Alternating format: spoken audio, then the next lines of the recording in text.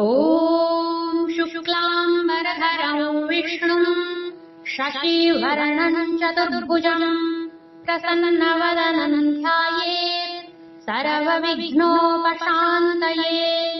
व्यासाय विष्णुरूपाय व्यासरूपाय विष्णवे नमो वै ब्रह्मनिधये वासिष्ठाय नमो नमः। सप्तमोऽध्याय। पृथुरुवाच त्वया यत्कथितं ब्रह्मन् व्रतमूर्जस्य विस्तरात् यदत्र तुलसीमूले पूजादिष्टा त्वयोदिता तेनाहं ज्ञातुमिच्छामि माहात्म्यं तुलस्युद्भवम्। कथं साति प्रिया विष्णोः देवदेवस्य शार्ङ्गिणः।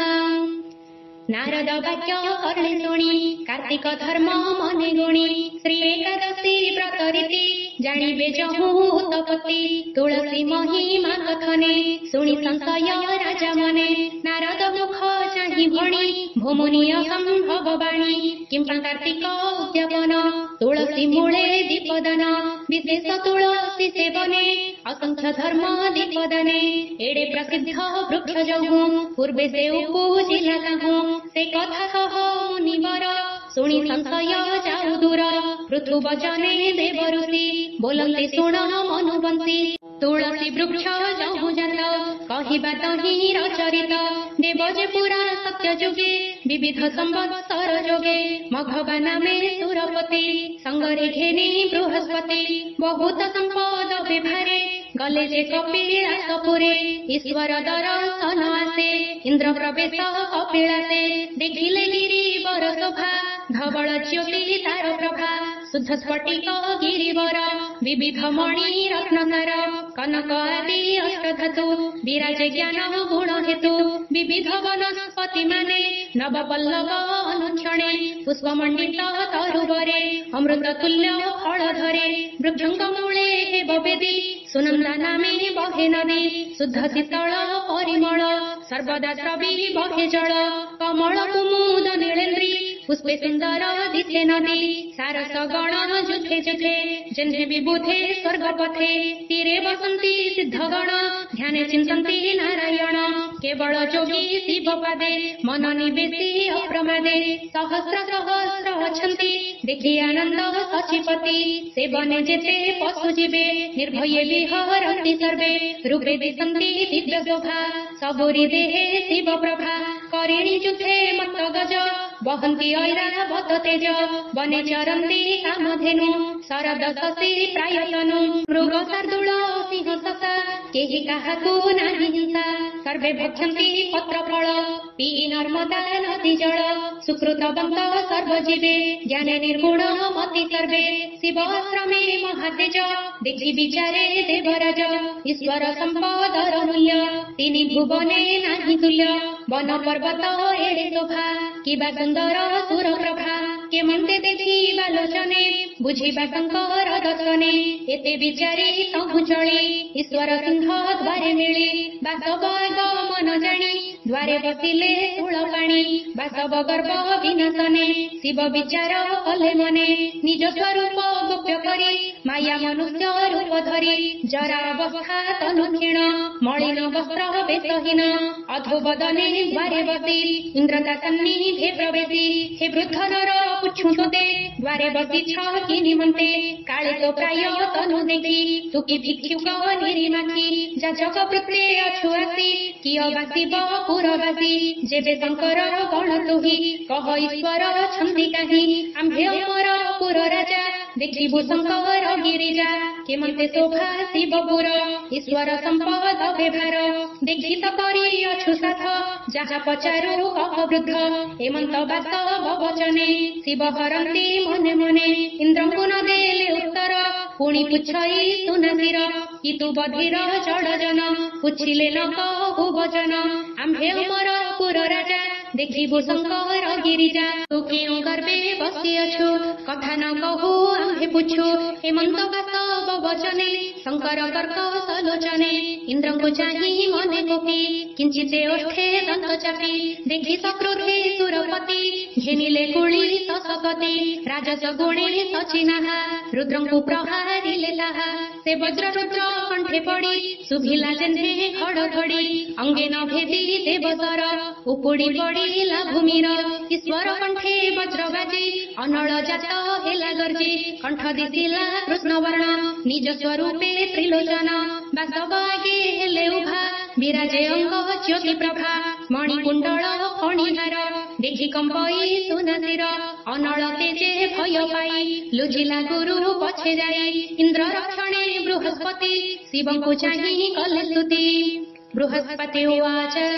कपाळे जोड़ी बेनी कर बोइले दोष क्षमा कर हे प्रभु जगत अधिप सृष्टि कारणे तोर रूप तू ब्रह्म रूपे सृष्टि करू पालने विष्णु रूप धरू पुणी संहारू रुद्र रूपे एतिनी मूर्ति कल्पे कल्पे एणु एकाळ परिमाणे तोर महिमा के बाजाणे जे तोर चरणे शरण से खंडे अकाल मरण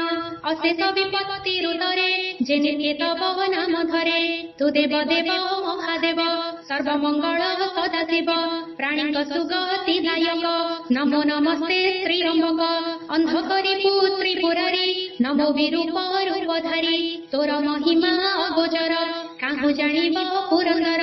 न जानी द्रोह कला तते एबे कंपई भय चित्ते तुझे बे न करी बुद्राही आउ रक्षक अछि काहि करुणा कर तो महिमा इंद्र अपराध कर क्षमा सेवक हेले अपराधी तू प्रभु करुणा बारिधि आम्भे सकल सुरगण तोर सेवक निश्चय जान प्रसन्न होई दया कर जीवने बर्तु सुनासिर एमंत बोली स्तुति भणी शुणी संतोष सुळपाणी अंगिरा मुख चाहि हर बोलती धन्य जीव तोर इंद्रे देलु जीवदान एणु तु जीव नाम घेन एबे अमर पुरे जल संगते घेनी आखंडल रुद्र मुखु आज्ञा पाई जीव संगते सछि छाई शिव चरण तले पड़ी उठी कपाळे कर जोड़ी करंती विपरीत गति अदृश्य हेले उमापति इंद्र मनरे चिंता करी गले जे बाचस्पति पुरी एथु अंतरे शुण नृप ईश्वर देहु जेउ ताप अनल रूपे उत्पत्ति दहई आकाश धरित्री ता देखि देव विश्वनाथे अग्नि की घेनी वाम हस्ते गंगा सागर भेट जही से अग्नि पकाइले तही बाहुड़ी विजे कपिलासे एथु अंतरे बिघि बसे रुद्र अनल पड़ी जले इंद्र कचिला कर्म फले जात बालक रूप धरी कांदई घोर राग करी ध्वनि शुभई तिनि पुरे शुणी कंपन्ति सुर नरे तरस होई सर्वजन्तु केहि न जाने गीत हेतु स्तंभित बारा निधि पाणी जलधिराज ताहा शुणी मिलिले बाल कर पासे कुमार रूप देखि तोते दिव्य सुंदर महातेज जेसने ज्योति ग्रहराज उत्तान साई होई पड़ी कांदई करी घोर रड़ी सागर सुत प्राय मणि कोले धइला ताहाणी क्रोध निबारी बाकु मन बालक कर रोदन बेळ बेळ दीर्घ रड़ी जेने प्रलय खड़घड़ी ध्वनि पूरित दश दिशे शुणी कंपन्ति चतुर्दिशे उल्लुका पाते जेने मही जगत जन देखिबिहि आरोही मराळ बाहने प्रवेश सिंधु सन्निधाने ब्रह्म को देखी जलेश्वर चरणे कला नमस्कार पुत्रं को ब्रह्मा कोले देई कहई भक्ति भाव बही भो प्रभु ए मोर नंदन जन्म कर रोदन के भेनो हिला शांत चित्त तुम्भे त जगतर सात